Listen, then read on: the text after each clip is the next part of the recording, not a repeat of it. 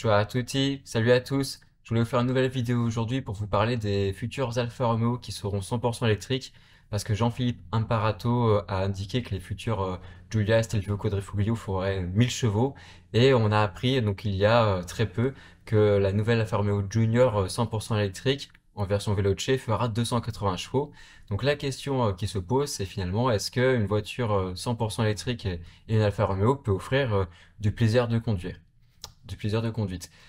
C'est une vraie question que je me pose moi depuis plusieurs semaines, plusieurs mois. Pour rien vous cacher, moi à titre personnel, j'utilise au quotidien une BMW i4, qui est une voiture 100% électrique, et ça fait un an que je l'utilise. Et quand j'ai choisi cette voiture sur le catalogue, j'étais quand même intéressé parce qu'elle faisait 286 chevaux. Donc je me suis dit, bah moi qui aime bien les voitures un petit peu au comportement un petit peu sportif, 286 chevaux en électrique, ça devrait être pas mal. Et au final, donc rien à dire, hein, c'est objectivement une très bonne voiture.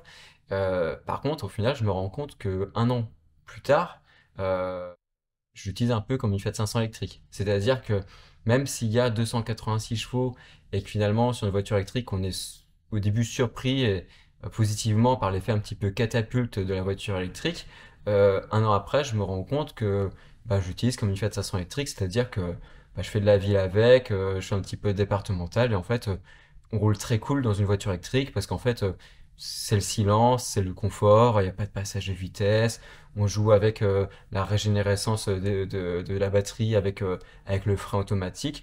Donc en fait, un an après, c'est pas forcément une voiture finalement que j'utilise de façon sportive pour du plaisir de conduite. Donc la question se pose un petit peu pour les futurs Alfa Romeo. Parce que par exemple, qu'on parle de plaisir de conduite, typiquement, j'ai derrière moi une Lancia Fulvia qui fait je crois 90 chevaux. J'ai une Maserati Gran Turismo qui fait 440 chevaux.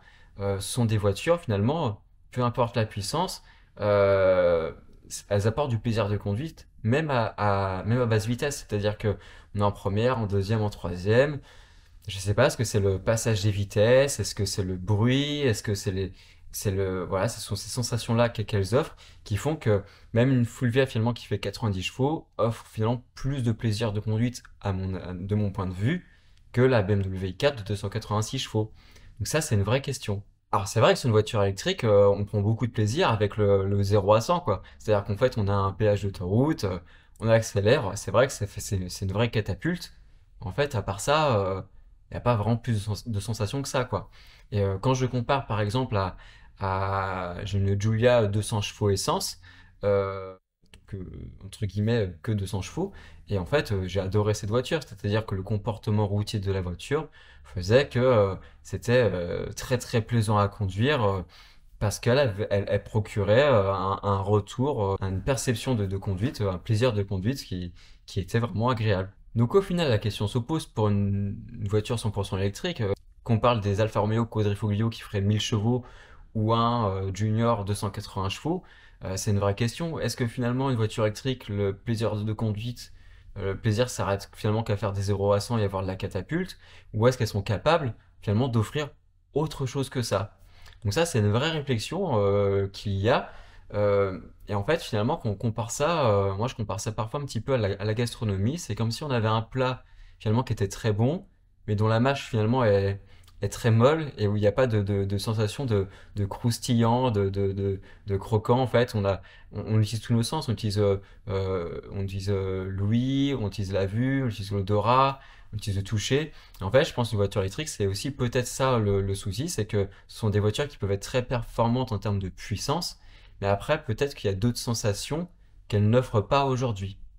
Donc je suis quand même très curieux de comment en fait Alfa Romeo va faire pour offrir du fun to drive, du plaisir de conduite avec des quadrifoglios de 1000 chevaux ou même un junior de 280 chevaux. Moi, je suis complètement ouvert d'esprit à ce sujet-là. J'attends de découvrir ça avec plaisir. Donc justement, ça tombe bien parce que normalement, dans quelques jours, je serai à Balocco, en Italie, pour essayer la Junior de 280 chevaux, parce qu'Alfa Romeo m'a invité à l'essayer. Et donc, je pourrais vous donner mon avis en petite impartialité de quelqu'un qui a conduit une voiture électrique pendant un an, qui a une Giulia, qui a une Maserati, qui a une Lancia. Donc, j'ai quand même une sorte de perception du plaisir de conduite qui est le mien. Et donc je vais pouvoir vous donner mon avis, de dire, ah bah ouais, finalement sur un circuit, euh, on s'amuse bien, quoi. Donc voilà, donc je vous donne en fait rendez-vous d'ici quelques jours et un peu plus d'une semaine pour vous faire mon retour sur cette Junior Veloce 280 chevaux et voir finalement, c'est vrai, si on retrouve ce fun to drive, ce plaisir de conduite qu'offre finalement une voiture thermique et qu'aujourd'hui je n'ai pas forcément retrouvé sur une voiture électrique. Allez, ciao!